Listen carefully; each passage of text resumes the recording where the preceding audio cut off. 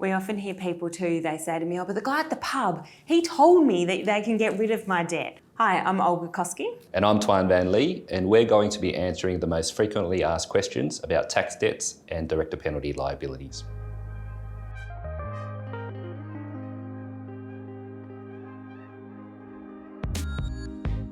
Even if you haven't heard from the ATO, but you know that you have an outstanding tax debt, then they know too.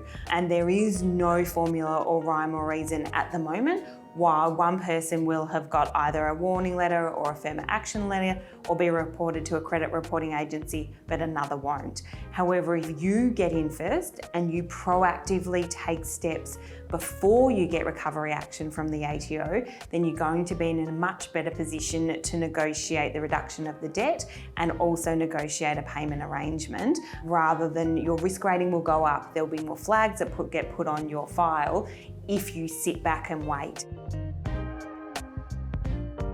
What the director penalty notice is before the Commissioner can start legal proceedings to recover a director penalty liability, the Commissioner has to issue this director penalty notice. So the notice is like the first step in their legal proceedings. So you're already liable for it as a director for the company's debt.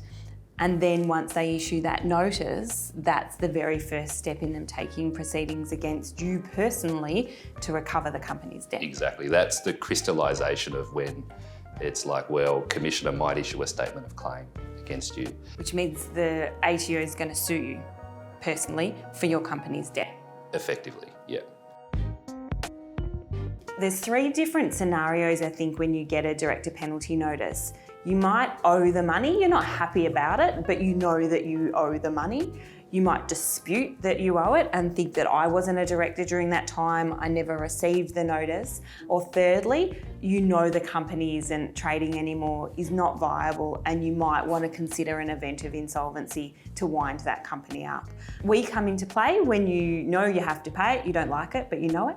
And the biggest and most important thing is to act quickly, so we can get you into a payment plan within 21 days before the DPN expires. So if we get you into a compliant plan, which doesn't mean paying at all, paying what we understand that you can afford and what the ATO agrees to in bite-sized chunks over a period of time, there won't be any further legal action against you once that compliant arrangement is entered into. Yeah, and if you dispute the liability, there's a couple of things we can look at.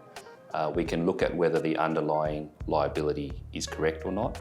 We can look at whether there was any invalidity in the ATO raising the liability and in issuing the director penalty notice. It's quite common to have issues regarding service of director penalty notices. And finally, we can look at whether any statutory defences apply. So whether or not a director took all reasonable steps to comply with their obligation, or whether they didn't take part in the management of the company for illness or some other good reason. So there are solutions, I think, is the biggest message, that if you proactively seek help and do something about it, that it won't get worse. With most director penalty notices, you have 21 days to take steps to comply with the director penalty notice. And it's important to note that that 21 days starts from the issue date of the director penalty notice. That's the day the ATO prepares it and puts it in the post. It's not when you actually receive it. And sometimes we get called even 4 or 5 days before the expiry, and people feel that it's too late, there's nothing that can be done, which is not the case. We're able to work very quickly with the engagement process with the ATO, and once you're in a compliant payment arrangement, then all further action with the ATO will stop. And being in an active payment arrangement is the only thing, without going through a court process, that stops further action from a director penalty notice. ATO debt isn't negotiable in its full sense. So they're not like a general commercial creditor. It's not like a normal commercial negotiation. The way it works is there's core debt, and then there's also interest and penalties. So the interest and penalties are negotiable if you meet the ATO's legal practice requirements of why they should be written off, but the core debt can't be negotiated away. And I used to get it all the time when I used to litigate matters for the ATO. That was people saying, well, I owe $1 million worth of tax debt. I'll offer you $500,000 payment within 30 days and we'll walk away from each other. The ATO just doesn't work that way. It's not a normal commercial creditor. It's under a statutory duty to recover tax debts unless they're irrecoverable at law or uneconomical to pursue. In terms of the disputed liability, if we're able to find a defence for you, it may be that we're able to reach some form of settlement that's not 100 cents in the dollar, but there's a lot of work that has to be done to get to that point.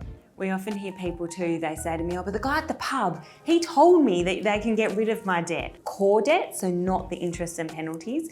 The only way you can reduce that and get rid of that is an event of insolvency. Or if you go through a Part 4C process, which is where you say, well, the underlying liability is disputed.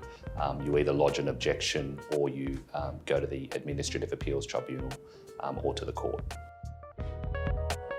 If you get a call from the ATO, they're most likely going to ask you to pay between 20% and 50% upfront and to pay the debt between 6 and 12 months. That's their standard.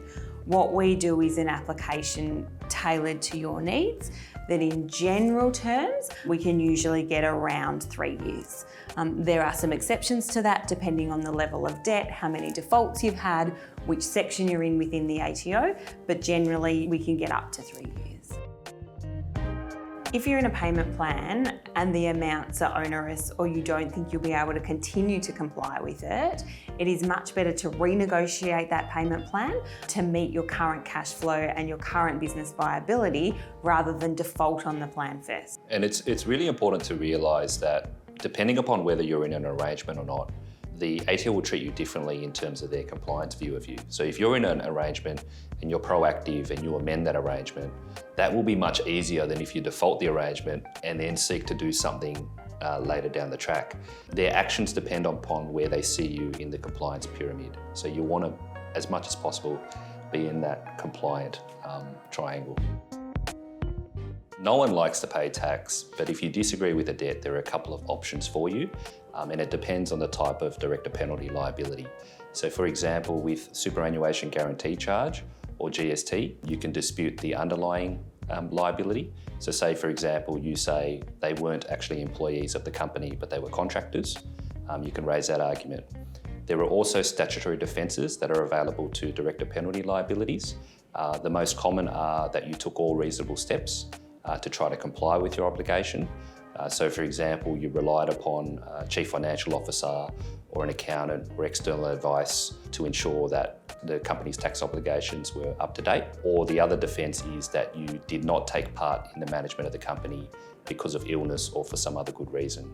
So typically that will be, because of illness or because of some personal circumstance, you actually did not take part in the management of the company at the relevant times. Thank you for watching. If there's any questions that we haven't answered, please feel free to reach out to Tuan and I for a chat, and also follow Aptum Legal and Tax Assure for more.